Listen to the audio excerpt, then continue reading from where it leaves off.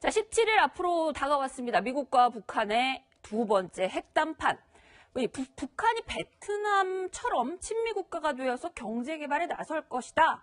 뭐 이런 낙관적인 전망까지 벌써부터 나오고 있습니다. 전문가분들과 얘기 한번 나눠보겠습니다. 전 북한 외교관이신 고영환 한국관광대학 겸임교수, 그리고 김유정 전 국회의원, 현근택 더불어민주당 부대변인, 그리고 김태현 변호사님 함께 하십니다. 어서 오십시오. 안녕하세요. 자, 먼저 첫 번째 질문부터 좀 드려야겠습니다. 고 교수님께 좀 들어야겠는데요. 비건 대표 어제 오자마자 사실 강경화 장관이라든지 정부 당국자들 만나는 거는 뭐 예상됐던 수순이었던 것 같은데 의원들까지 이렇게 만났단 말이에요. 되게 이례적인 일인데 뭐 뭔가 좀 메시지가 있으니까, 뭔가 실질적인 성과가 있으니까 만난 걸까요? 가장 기본적으로는 이제 뭐 일본 외무성 국장까지도 만났는데 정말 많은 사람들을 만났습니다. 그런데 그러니까요. 아무래도 이번에 그 좀 트럼프 대통령 취향하고 좀 맞는 게 아니냐. 그러니까 제가 트럼프가 큰 일을 하고 있습니다. 그리고 저희 명을 받은 비건 대표가 네. 평양에 가서 큰 일을 하고 왔습니다. 그래서 한국에 와서 큰 일을 했다는 것을 설명하는 그런 아마 정치적 의미가 조금 들어가 있는 것 같고요. 네. 어쨌든 그럼에도 불구하고 뭐 큰 진전은 없었지만 어쨌든 북한에서 일정한 진전이 있었기 때문에 저런 행보가 가능하지 않았을까 이런 생각이 듭니다. 한 50분 정도 만난 것 같은데 김정은 위원장과 과연 스티븐 비건 만났을까 뭐 이런 얘기가 있었는데 지금까지 알려진 소식으로는 만나지는 않은 것 같아요. 뭐 기본적으로 이번에 회담 관계 두 갈래로 회담이 진행이 된 것으로 보이는데요. 네. 비건하고 김혁철 국무위원회 미국 특별대표라는 걸 만들었어요. 대미 특별대표라는 네, 걸. 원래 외무성 사람인데, 네. 근데 이제 비건이 대북정책 특별대표로 만들었으니까 이 사람들이 결국은 외무성에서 국무위원회 그 특별대표라는 자격으로 만나서 네. 비핵화 의제, 합의문 문안, 그리고 김창선 서기실장하고 백악관과 경호국을 비롯한 다른 부분 사람들은 경호 의전 문제를 얘기한 것 같고 네. 경호 의전 문제에서 장소 개최 여기서는 굉장한 진전을 이룬 것으로 보이는데 아무래도 비핵화 프로세스나 로드맵이나 공동 발표문 같은 것은 아직도 빈칸이 많은 것은 틀림없어 보이고 네. 이것 때문에 한 번 더 만나겠다는 거 아닙니까? 그리고 또 아마 하노이 가서도 김영철과 폼페이오 사이에 또 한 번 회담이 있고서야 김정은 트럼프 회담이 있지 않을까 이런 생각이 듭니다. 27일, 28일까지도 이 비핵화 로드맵이라든가 프로세스가 매듭지어지기가 굉장히 좀 어려울 것이다. 네. 자, 그럼 김정은 위원장 과연 지금 비건 특사가 평양을 방문한 동안에 무엇을 했는가 살펴보니까 북한 보도에는요. 건군절을 맞이해서 인민무력성을 방문하고 거기서 기념 공연에 참석한 모습이 나왔거든요. 자, 북한 뉴스부터 한번 살펴보겠습니다.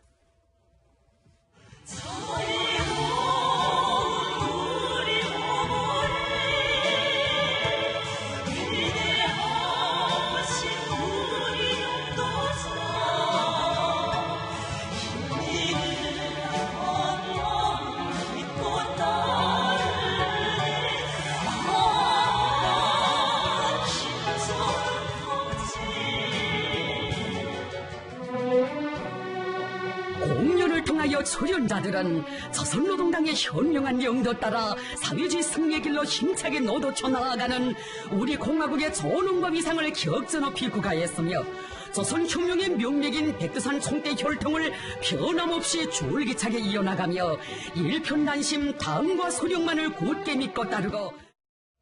저기 부원장님 나오는 장소가 어딘가요? 인민무력성 연회장 같은 데인가요? 인민무력성 회의장입니다. 회의장인데 네. 저 다큐멘터리를 봤는데 이제 네.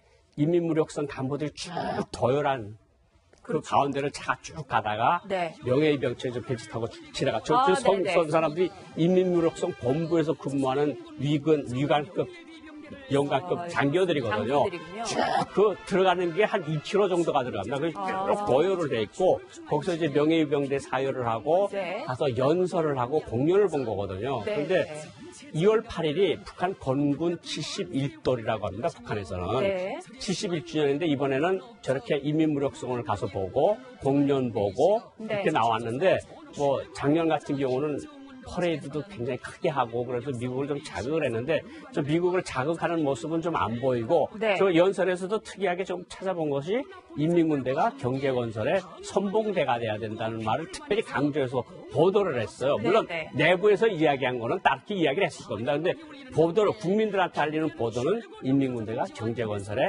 앞장을 서라 이렇게 이야기함으로써 미국에 대한 수위를 많이 완화시키고 낮추는 그런 모습을 볼 수 있었습니다. 자, 현 부대변인께 좀 여쭤봐야 될 것 같은데 네네. 어쨌든 뭐 미국에 대한 수위를 낮추긴 낮추는데 우리식대로 우리 체제 그리고 당과 수령을 중심으로 해서 일편단심으로 뭉치자 이런 얘기 같은 것들이 많이 나오는데 어떻게 보면은 뭐 변화의 움직임이 좀 안 보이는 걸로도 해석할 수 있는 부분 아닐까요? 저는 오히려 약간 교수님 말씀처럼요. 네. 왜냐하면 그 군에 가서 경제 건설 얘기하는 건 좀 이례적인 거예요. 그 전에도 지금 말씀하신 뭐 유일 체제라든지 군 중심으로 단결하자 이건 항상 있는 얘기인데 네. 군대 가서 이제 경제 문제 얘기를 했단 말이죠. 그 다음에 물론 열병식 뭐 지금 뭐 5년, 10년 주기는 아니니까 안 할 수는 있는데 네. 군에 가서 공연을 관람한다? 그게 군대가 아닌데 다른 데는 할 수 있어요. 우리도 군인들이 이렇게 연주하고 이러는 거 보면은 뭔가 좀 다르잖아요. 네. 사열도 했습니다만 공연을 또 더구나 부인과 함께 가서 네. 보통 이제 뭐 혼자 가기도 하지만 그런 거 보면 아무래도 좀 톤다운 시킨 거 맞는 것 같다. 물론 이제 두 가지 측면이 있는 것 같아요. 한 가지 보면 이제 군 만약에 핵무기를 뭐 포기하거나 ICBM을 만약에 포기했을 때 알려졌을 때 네. 군이 좀 요동을 할 수가 있는데 이런 부분에 대한 달래기 차원 아니냐 이렇게 해석도 가능하고 또 지금 말씀하신 것처럼 우리는 여전히 어쨌든 군 무력 위주로 해서 가겠다 이런 의지의 표현일 수 있는데 저는 오히려 약간 전자에 있는 거 아닌가. 앞으로 이제 미국과 협상해서 어떤 식으로든지 간에 핵무기든 ICBM 문제를 얘기할 수밖에 없는데 네. 그렇게 됐을 경우에는 군부가 좀 흔들릴 수밖에 없거든요. 이런 거를 좀 다독거리기 위한 게 아닌가 저는 이렇게 해석하고 싶습니다. 저런 굉장히 어떻게 보면은 그 아마 전 세계에 저렇게 1인 독재 체제를 오랫동안 했던 나라 한 가문이라고 해야 되겠죠. 그게 사실 드문데 개혁 개방을 받아들일 수 있을까 이런 부분에 대해서 의문을 가지는 분들이 많은데요. 어쨌든 트럼프 대통령이 베트남 하노이다 장소를 딱 발표를 하면서 뭔가 경제 발전에 뭔가 보루가 될 수 있다 이런 굉장히 희망적인 얘기 같은 얘기를 했어요. 북한은 하노이를 원했고 그다음에 미국은 다낭을 선호했다고 했는데 미국이 양보를 한 이유가 뭐라고 봐야 되나요? 뭐 기본적으로 하노이는 베트남의 수도고 네. 북한 공간이 있고 유사시에 북한하고 계속 통신을 할 수 있는 유리한 점이 있으니까 북한은 분명히 하노이를 원했을 거고 네. 그리고 경제의 어떤 심볼이라고 베트남 그러면 다낭 아니겠습니까? 네. 경호도 유리한 측면이 있고 그러니까 미국은 그런 것을 원했는데 아마 트럼프 대통령이 결단을 하지 않았을까? 그런 거는 북한에 양보를 하라. 북한 원하는 해줘라. 우리는 비핵화에서 진전이 필요한 것이 아니냐 그렇게 이야기를 한 것 같고 트위터에서 한 것은 북한이 경제 강국을 만들자 그러는데 네. 북한이 아주 굉장한 경제 강국이 될 것이다 이렇게 이야기를 했는데 아무래도 트럼프 대통령도 지금 국내 내부적으로 굉장히 어려운 처지에 많이 있지 않습니까? 뭐 지지율도 많이 떨어졌다고 지지율도 그러더라고요. 떨어지고 뭐 정말 미국에도 한번 가보면 미국 사람들이 진짜 트럼프 대통령 정말 뭐 이렇게 비판적인 견해가 굉장히 많거든요. 네. 그리고 하원도 민주당이 장악을 했으니까 어쨌든 뭔가 크게 자꾸 만들어 나갈 필요가 있는데 거기 북한이 들어간 거고 네. 이번에도 결국은 내가 아주 큰 일을 하고 있고 미사일도 15개월 동안 한 번도 안 썼으니까 이번에 김정은 위원장은 내가 아마 굉장히 큰 일을 만들어낼 거야 이렇게 계속해서 만들어내는 거거든요. 네. 또 그것이 북한이 입장에서도 보면 트럼프의 트위터에 어떤 말이 있는가 하면 김정은의 리더십을 칭찬하는 이야기가 있어요. 저런 걸 북한 내부에서 보면 적들이 가장 큰 수괴가 네. 북한 말로 하면 네. 우리 지도자를 아주 영도력이 있는 지도자라고 칭찬을 했어. 그럼 또 당, 군 이런 데 또 펼치면 네. 야 우리 지도자 진짜 대단하다. 미국 대통령까지 막 쥐고 흔드는 사람 아니냐. 이런 것들이 다 맞춰지면서 어쨌든 회담 분위기를 끌어올리는 김정은과 트럼프 대통령의 생각이 맞아떨어지는 것이 아니냐 이런 생각이 듭니다. 그 베트남 모델이 굉장히 많이 그 미국의 워싱턴에서 고위 당국자들 입에서도 많이 나왔었는데 북한이 베트남처럼 개혁 개방을 할 수 있다. 폼페이오 장관이 했던 얘기가 있거든요. 폼페이오 장관이 얘기했던 그 베트남 얘기 한번 듣고 관련 얘기 나눠보겠습니다. President Trump believes your country can replicate this path. It's yours if you'll seize the moment. The miracle can be yours. It can be your miracle in North Korea as well. 베트남 혹시 김유정 의원님 다녀오셨죠, 당연히. 네. 그 세계 지금 거의 뭐 그 리틀 차이나라고 부르나요? 굉장한 속도로 지금 발전을 하고 있는데 베트남 최근에 그 어떻게 미국하고 수교란 이후에 이렇게 굉장히 급속도로 발전을 한 거죠? 그렇죠. 그러니까 굉장히 경제적으로도 급부상하고 있는 신흥 강자다 이런 얘기도 나오고 있는데요. 네.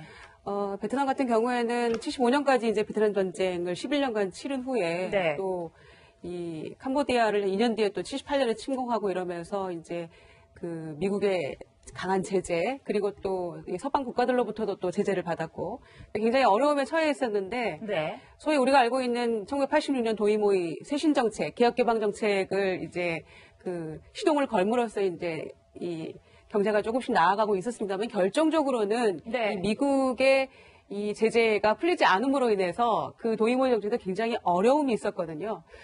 그래서 이제 이 전격적으로 베트남과 미국이 95년의 수교 이후에 네. 경제도 굉장히 이제 급속도로 발전하게 됐고 또 서방 국가들의 제재도 풀리면서 나아가게 됐는데 네. 한마디로 말해서 이 미국과 굉장히 적대적인 국가에서 지금은 이 포용적 동반자 관계로 성장해 가고 있는 그런 모습이기 때문에 네. 그런 권위주의 국가, 사회주의 국가 체제에서 이렇게 발전할 수 있는 그런 경제 모델, 이것이야말로 이제 북한이 아마 벤치마킹 할 수 있는 그런 모델이 아닌가, 이런 얘기가 나오고 있는 것이죠. 그리고 네. 폼페이오 장관도 그런 의미에서 베트남 얘기를 했던 것이고, 네. 또 이용호 외무성 같은 경우에도 작년 11월인가요? 또 베트남 가서 이 도이모이 정책 관련해서 또 하노이 가서 네. 또 이런 거를 보고 듣고 오기도 했었는데 그래서 아마 베트남 모델이 얘기가 되고 있는 것 같고요. 그런 네. 의미에서 이 베트남 하노이에서 열리는 2차 북미 정상회담이 갖는 그런 상징적인 어떤 효과도 굉장히 크다. 또 이런 생각이 듭니다. 자, 그런데 그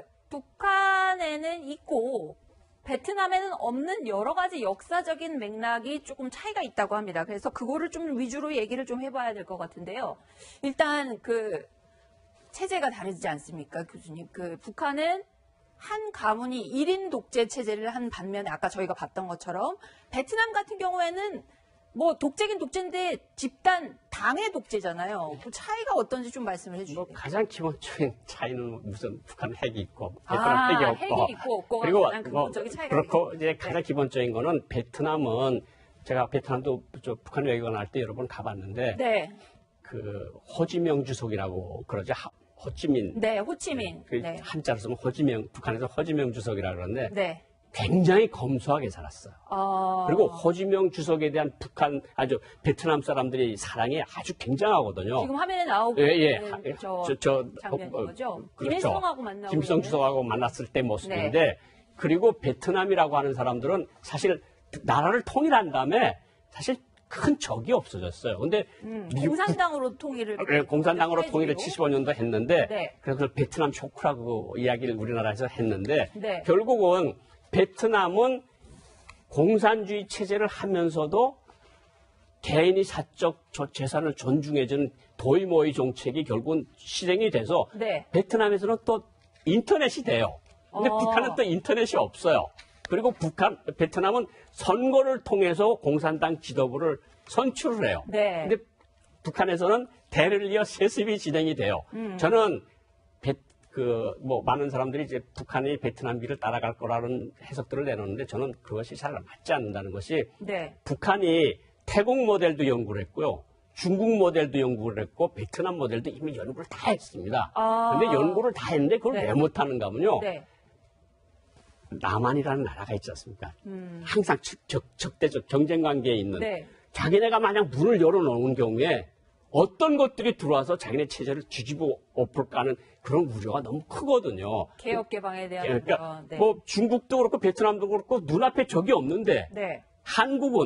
북한은 한국도 있고 일본도 있고 미국도 있고 심지어 중국까지 있으니까 네. 문을 열어놓기가 쉽지가 않은 거예요. 그러니까 북한으로서는 사실은 미국에서는 다낭 와서 다낭을 봐라. 베트남은 솔직히 발전된 도시는 아닙니다. 오히려 호찌민시하고 네.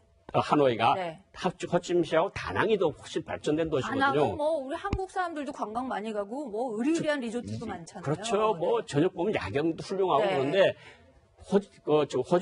하노이는 옛날의 도시거든요. 사실 네. 복구는 크게 없는데 네. 그래도 베트남을 계속 하노이를 북한이 주장을 한 것을 보면 가장 기본적인 거는 북한 대사관이 있어서 백업이 가능하고 네. 유사시에 뭔가 어떤 대책이 가능하고 네. 그러니까 하노이를 한 것 같고 하노이에서 결국은 베트남과 뭐 1박이든 2박이든 네. 국빈 방문을 하는 그런 측면에서 여러 가지를 고려해서 네. 북한은 하노이를 주장한 것 같고 미국은 그래 그러면 거기서는 우리가 양보할 테니까 합의문이나 네. 비핵화에서 우리 말을 좀 들어달라. 이것이 서로 왔다 갔다 한 것이 아니냐 이런 생각이 듭니다. 네, 현무 대변인 어쨌든 베트남 모델로 가든 아니면 경제를 어쨌든 발전시키려면은 북한 입장에서는 지금 가장 필요한 게 제재 완화잖아요. 그렇죠. 예. 이번에 그게 이루어질 수 있을 것 같으신가요? 어떤가요? 제가 보기에는요, 지금 이 베트남 말도 잘 말씀하셨지만, 사실은 베트남이 그 캄보디아를 침공함으로 인해서, 사실 미국, 그 전에 미국도 제재했지만 서방 세계 모두 제재를 받았어요. 근데 네. 91년에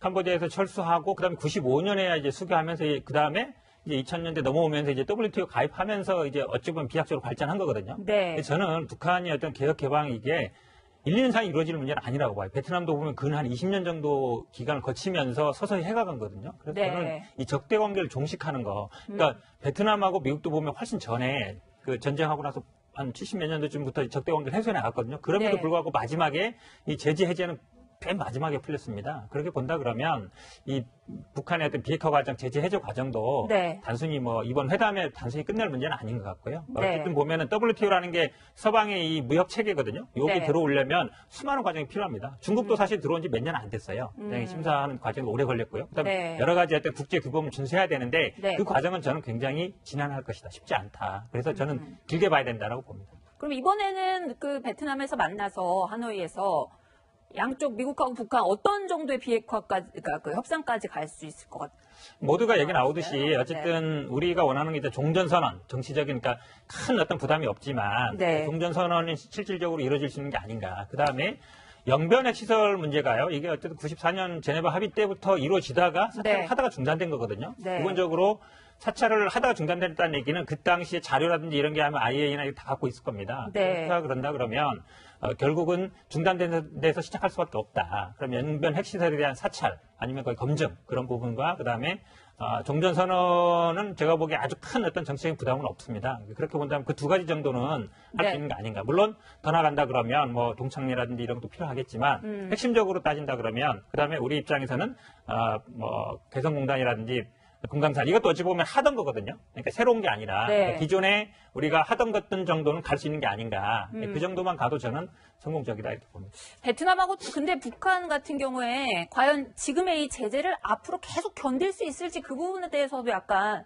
북한은 베트남보다 훨씬 그 자연환경이나 이런 것들 때문에 어려울 거다. 베트남 같은 경우에는 뭐 쌀도 많이 나고 그런다면서요. 베트남은 사실 네. 남부 베트남 같은 데는 별을 3모작까지 했어요. 3모작까지. 북부 베트남은 2모작. 식량 문제 같은 거 전혀 없었다. 그렇죠. 그리고 네. 북한은 단작이잖아요. 네. 춥고 네. 자연환경이 산이 75% 이상이고 그러니까 힘든데 사실 중국하고 중국이 북한에 대한 제재를 제대로 한 게 2년이거든요. 네. 그전에도 한다고 했지만 계속 뒷문이 열어져 있었는데 만약 중국만 정말 이를 악물고 닫아놓으면 북한은 힘들거든요, 정말. 그러니까 북한이 그래서 지금 자꾸 제재 완화 이야기를 계속 하고 있는 건데. 다른 모든 것 제껴놓고 제재 완화를 늘. 뭐 김정은 위원장이 그런 이야기를 실제로 했다 그래요. 우리 그 빈종 입장인 종전선언은 우리 바라지 않는다. 제재를 풀어라. 이게 기본적이라는 거라거든요. 그러니까 네. 이제 영변 플루토늄 기지 플러스 그 옆에 있는 우라늄 기지 플러스 ICBM 몇 개. 네. 요거하고 북한이 정말 절실히 필요하는 석유 수입. 네. 일정한 양의 석탄 수출. 거기 플러스 개성공단 금강산 관광 재개. 네. 이런 것들이 묶음으로 돌아갈지는 아직은 두고 봐야 될 것 같고 네. 트럼프 대통령이나 폼페이오 장관도 아는 것 같아요. 이게 지난한 과정이 될 것 같다. 그러나 자꾸 길게 갈 거라고 이야기하는 게 네. 북한을 만나보면 만나볼수록 이게 정말 힘들구나. 이 사람들을 설득시키기가 정말 쉽지가 않구나 하는 걸 미국 사람들이 납득을 하고 있는 것 같습니다. 더구나 지금은 베트남보다 더 설득하기 어려운 것이 핵을 갖고 있는 상황이기 때문에 더 힘들죠. 핵이 있을 때하고 없을 때하고는 천지 차이거든요. 그러니까 네. 북한도 계속해서 이야기하는 게 우리 공화국이 전략적 지위를 감히 누가 얻더냐. 이게 노동신문에서 계속 나오는 소리예요. 네. 전략적 지위라는 건 핵무기를 가졌기 때문에 북한이 전략적 지위가 핵보유국 지위로 올라갔다는 거거든요. 네. 자, 어쨌든 이제 17일 정도 남았는데 앞으로 비핵화 협상 뭔가 성과를 정말로 낼 수 있는 그런 회담이 되기를 우리 대한민국 입장에선 바랄 수밖에 없는 것 같습니다.